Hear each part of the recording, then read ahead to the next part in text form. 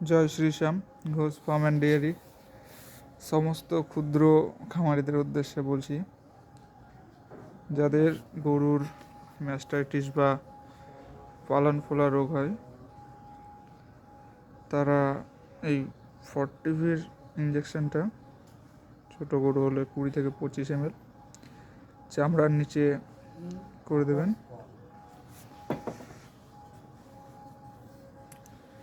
মিগ্লুডাইন যদি ব্যথা থাকে 15 ml মাস্কুলারে, ইন্টারমাস্কুলারে করে দেবেন। দুধ যদি ছানা ছানা ছোবড়া হয়ে যায় তো ম্যাস্টিওক, এটা যে বারটাই হয়ে যাবে সে বারটা একটা গোটা ইঞ্জেকশনটা ভরে দিতে হবে।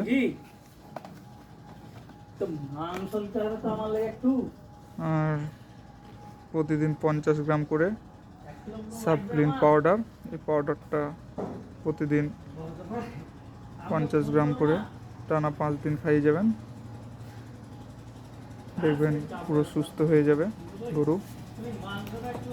আর এটা 40ভিটা যেদিন হবে সেদিন করার 72 ঘন্টা পর আর একবার 20 থেকে 25 ml করে দেবেন, দেখবেন গরু সুস্থ হয়ে যাবে এবং দুধটা গরুর আবার পুনরায় ফিরে আসবে। যেসব ক্ষুদ্র খামারি একটা বা একটা দুটো গরু আছে তাদের জন্য প্রযোজ্য, সবাই করতে পারে এটা।